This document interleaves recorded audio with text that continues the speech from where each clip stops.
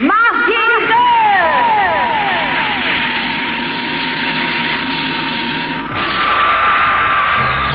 Planeador abajo!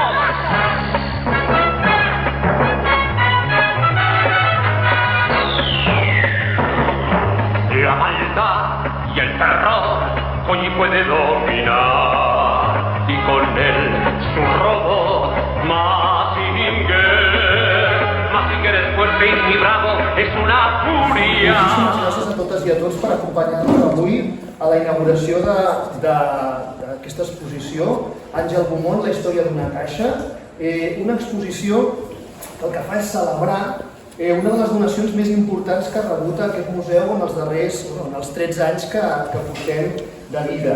Una exposició també que és només un petit tast, perquè el que veureu a baix, com diu el títol de l'exposició, la història d'una caixa, és només el que trobaríem en una de les 50 caixes que configuren aquesta magnífica i generosa donació. Si no m'equivoco, i el comissari de l'exposició, el Quim Modres, em corregirà, és la caixa 33. Bé, doncs és el que veurem després, però abans m'agradaria presentar les persones que ens acompanyen avui, que és tot un luxe poder reunir amb aquesta taula a les persones que hi formen part. Començant per l'esquerra, l'Àlex Mitrany, que és membre de la Comissió de Còmic de la Generalitat i és conservador del Museu Nacional d'Art de Catalunya. Treballem plegats amb aquesta recuperació del còmic i la il·lustració narrativa i per això la seva presència aquí en un dia tan especial és molt significada. També ens acompanya el Jaume Vidal i Biosca, periodista, crític d'art i també és especialista i membre d'aquesta comissió del còmic i l'il·lustració narrativa de la Generalitat. També és autor d'un dels textos que ens acompanyen a la mostra i també tindrem l'oportunitat d'escoltar-lo, de sentir-lo. La Marucci Beaumont, que no requereix de cap mena de presentació, artista, una de les persones, jo crec que les personalitats de la ciutat, activa en diversos camps, cultura, i jo crec que sense ella això no seria possible, òbviament. És la filla de l'Àngel Beaumont i la persona que ha realitzat aquesta donació. I ens acompanya també el regidor de Cultura, el senyor Òscar Pons, que també ens adreçarà unes paraules. Jo, abans de cedir la paraula i que comencin a intervenir, sí que voldria començar amb els agraïments. Els agraïments, òbviament, a la Marucci Beaumont i a la seva família. Com us dic, és una donació immensament generosa pel que és el museu, pel que és la ciutat, però també volia agrair a les persones que han fet possible que aquesta col·lecció arribi al museu. Les teniu esmentades a baix, a l'exposició, tota la seva família, les persones que van treballar en aquests estudis Beaumont, però també a les persones que han portat i han acompanyat aquesta documentació fins que ha arribat al museu. La mateixa Marucci i l'Encarna Albella, que van tallar totes les peces exhaustivament abans d'arribar aquí. El personal del museu, Quim, el Dani, que han fet el transport, les persones que han acollit aquesta col·lecció i que també posen en marxa l'experit administratiu de donació, que no en parlem mai, de tota aquesta història, de què passa quan una persona fa una donació. Els especialistes en conservació preventiva, documentació, ara s'engega tota una maquinària de professionals perquè aquesta caixa comenci a donar fruits i es comenci a conèixer. Per què aquesta caixa arriba aquí? Òbviament, tot aquest llegat de còmic i il·lustració narrativa connecta d'una manera espectacular amb el que és la missió del museu.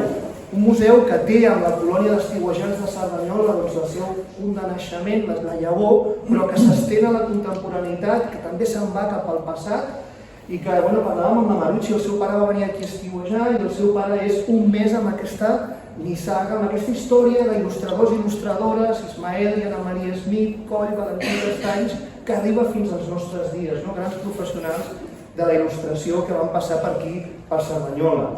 I bé, i els estudis Beaumont ens parlaran una mica d'aquesta transcendència que va de Cerdanyola al món, diria, perquè aquí a Cerdanyola poques persones sabien que es van redibuixar tota una sèrie de personatges que formen part del nostre imaginari col·lectiu, que sortien de diferents països, Japó, França, Estats Units, i que aquestes animacions arribaven a Cerdanyola i es deconstruïen en còmics, dibuixos, merchandatge, que formen part això, que estan gravats a la retina de no sé quantes generacions, que són fragments de la infantesa de moltes persones que estem per aquí i que visitarem l'exposició.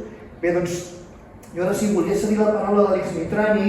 Doncs, sobretot, felicitar a Cerdanyola i al Museu de la Cerdanyola i al Xema Romero i a tot el seu equip per aquesta incorporació, per aquesta feina que han fet i agrair-li a l'amic Quibomón, la família de l'artista que hagi tingut aquesta cura del material, un material que és patrimonial, que ara arriba a mans públiques, com ha de ser quan es tracta d'elements que formen part de la nostra producció cultural com a país. Jo sé que en aquests moments els que han tirat del carro al Museu de Cerdanyola, al Museu Morera, al Museu de Millet, per exemple, que estan fent, que han posat unes prioritats i una atenció específica al còmic i a la il·lustració, i al MANAC, el Museu Nacional, que jo penso que la importància que té sobretot és encabir el còmic i la il·lustració narrativa en un relat històric de 1000 anys, d'imatges, donar-li un reconeixement, una visibilitat, una legitimitat que es mereix aquest tipus de creació. Aquest és el programa demà i la donem per quan baixeu ja veureu que us podeu trobar aquí Mazinger Z, l'Afrodita, la Bella Maya, la Heidi, l'Osito Misha, tots aquests personatges. Jo era més grandet, però no vaig perdre cap d'aquestes sèries i cap d'aquests dibuixos, perquè va coincidir una època que amb els dibuixos animats va haver una transformació. Els que eren més grans ens havien format amb els dibuixos del Bugs Bunny, del Conejo la Suerte, Hanna-Barbera, el Picapiedra, tots aquests, i entra una fornada cap a finals dels 70, principis dels 80, entra una fornada de dibuixos molt interessant, sobretot a televisió espanyola, perquè encara tenien que vindre les privades i les autonòmiques, i es produeix un fenomen que en comptes de fer l'horari aquell de tarda, que eren on hi havia els dibuixos, a la sortida del col·le, però aquí es produeix, quan entren en aquesta sèrie es produeix un fenomen que ho passen als migdies, molts dissabtes, molts diumenges, i què passa? Que llavors ja no només els petits veuen els dibuixos animats, sinó també els veuen els grans per això. I penso que és molt interessant la feina que s'està fent des del museu, que estem treballant tots plegats per incorporar aquesta cultura popular contemporània als museus. Moltes gràcies per estar aquí, estic molt feliç i molt emocionada. Ha estat un any de treball obrint les carpetes i els paquets de casa.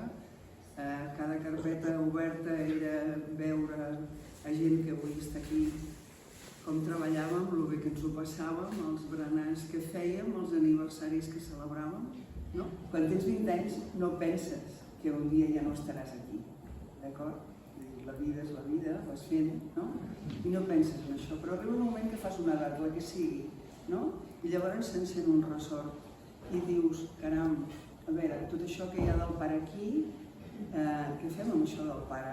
Vull dir, li hem de donar un lloc on es pugui conservar, que sigui per tothom. Bé, jo d'això parlava molt amb el meu germà, perquè ell era molt més gran que jo, i jo li deia, Josep, hem de fer alguna cosa amb el del pare, perquè trepitjarem un dia una pell de plàtan, ens anirem a l'altre barri i aquest merder no li podem deixar als nebots o als fills. Ell deia que encara no, que ja hi hauria temps. Malauradament per ell el temps es va acabar i en el moment que ell va faltar vaig decidir que no ho havíem pogut fer plegats, ho tenia que fer jo, d'acord? I vaig parlar amb el Xema i el Quim i vam decidir que es tenia que donar tot el pare.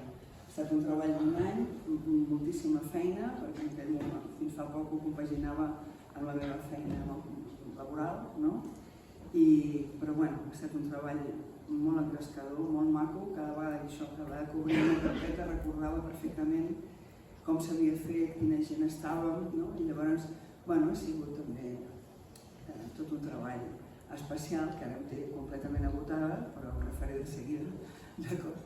I bueno, vaig arribar a la conclusió doncs, que ja que sembla ser que amb la nostra feina vam acompanyar la infància de molta gent, no? I que la nostra feina era pública, no? I perquè la gaudia tothom, doncs bueno, es tenia que donar a un museu perquè fos de tothom. No? Jo seré molt breu. Primer, com a representant de l'Ajuntament, només puc manifestar el meu immens agraïment per l'acte de generositat que implica aquesta donació. No? Però per què és aquesta donació? No? És aquest cercle virtuós que es viu aquí a l'Ajuntament, que tenen ells tota la culpa, doncs fa que la gent doni faci aquests donatius perquè ho podem gaudir tots, no? Tots fumem per aquí. Marucci. Jo és que estic molt emocionat perquè aquesta exposició a mi sí que em dona de ple. Vull dir, coneixo a tots, no? I la veritat que bueno, no només a tu, als membres, a la família, a tothom que va gaudir d'aquest treball, amb aquest estudi, que forma part de les seves vides, però que forma part de la vida de tots els demés.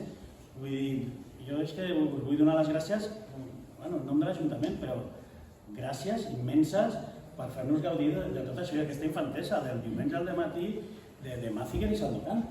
És que la manera, el meu diumenge al dematí. Jo, res més, agrair-t'ho, t'ho dic.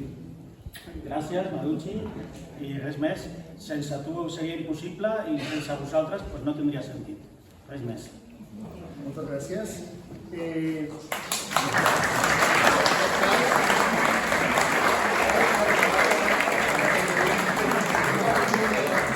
Una mica la dificultat d'aquesta donació. Aquí teniu unes 50 caixes que reprodueixen les caixes amb les quals ha arribat la donació.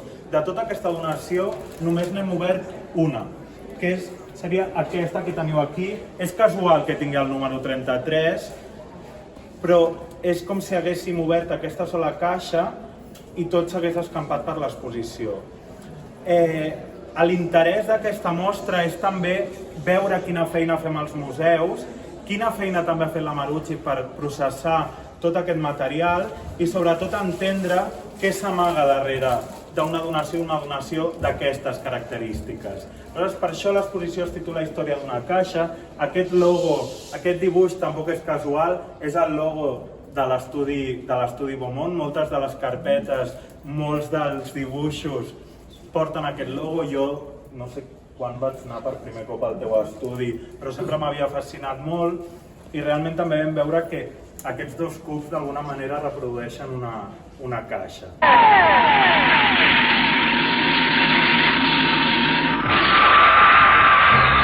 ¡Planeador abajo!